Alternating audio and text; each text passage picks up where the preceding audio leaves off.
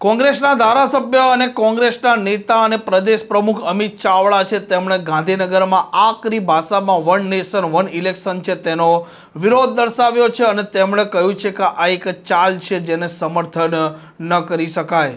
વૈષ્ણવજન તો તેને કહીએ જે પીડ પરાઈ જાનાને રે.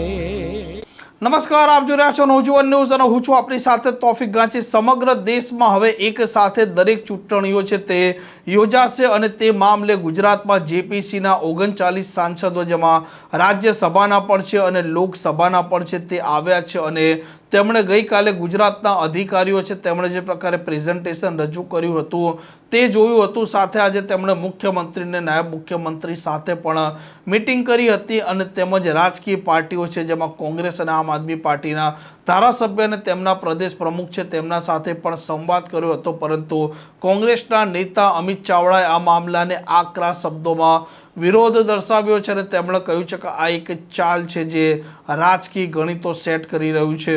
વન નેશન વન ઇલેક્શન નો જે પ્રસ્તાવ છે, જે બિલ છે, એનો અમે સખત શબ્દોમાં વિરોધ કરીએ છીએ.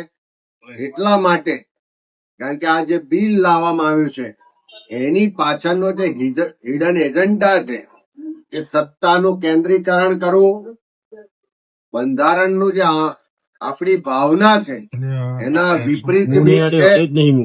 દેશનું જે ફેડરલ સ્ટ્રક્ચર છે, જે સંવિધાનિક ઢાંચો છે કે જેમાં દરેક રાજ્યોને અલગ અલગ વ્યવસ્થાઓ, અલગ અલગ સત્તાઓ મળી છે, એનું કેન્દ્રીકરણ કરવાનો આ પ્રયત્ન છે.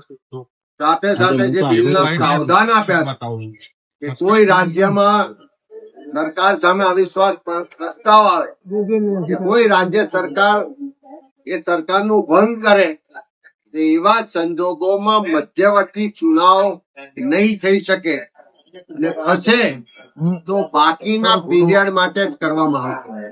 અને દેશનું જયારે બંધારણ બન્યું ત્યારે બંધારણ સભામાં પણ 1949 બાબા સાહેબ આંબેડકરે સ્પષ્ટ રીતે કીધું કે કોઈ પણ મતદાર સરકાર ચૂંટવા માટે મત આપે છે 5 વર્ષ માટે હોય, એ અડધા સમય માટે મત હોઈ શકે નહીં. એ જે વ્યવસ્થાઓ આ બિલમાં લાવવામાં આવી છે એનો અમે વિરોધ કરીએ છીએ. સાથે સાથે જે એમણે એના ઉદ્દેશ બતાવ્યા વન નેશન વન ઇલેક્શન એટલા માટે કારણ કે ખર્ચામાં કમી થાય, એટલા માટે કે મશીનરી ઓછી રોકાય, પણ જે જમીનની હકીકત જોઈએ છે તો દરેક રાજ્યોના સેન્ટ્રલ ગવર્મેન્ટના બજેટના 1% પણ ઓછી રકમ આ ચૂંટણીઓની વ્યવસ્થામાં ખર્ચ થાય છે. પણ સાથે એક સાથે ઇલેક્શન કરાવશે તો આટલો મોટો સુરક્ષા બળો ક્યાંથી આવશે? એક સાથે આટલા ઈવીએમ કે વીવીપેટ ખરીદવાના થશે કે એનો કેટલા કરોડોનો ખર્ચ થશે?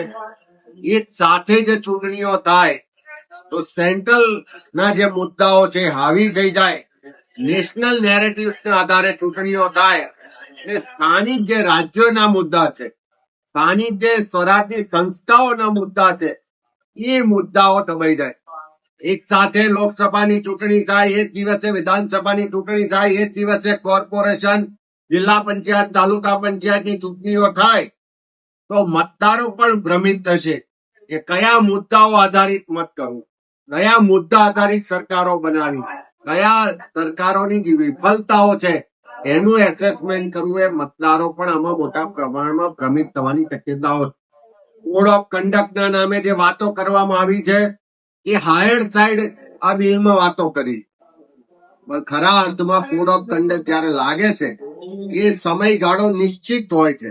એ સમયગાળા પહેલાના જેટલા મંજૂર કામો હોય છે, યોજનાઓ છે, ડેવલપમેન્ટ વર્ક ને નિર્ણયો હોય છે એ એટલા સમય પૂરતા ક્યાંય અટકતા નથી.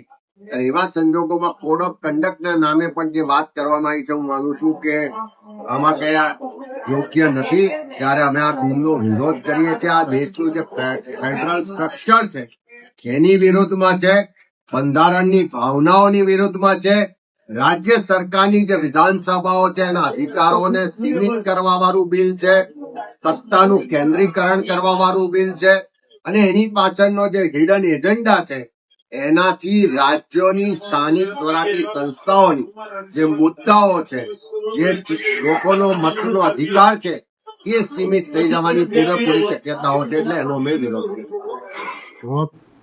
આ પ્રકારના સમાચાર માટે નવજીવન ન્યૂઝ ચેનલ સાથે જોડાયેલા રહો. નમસ્કાર.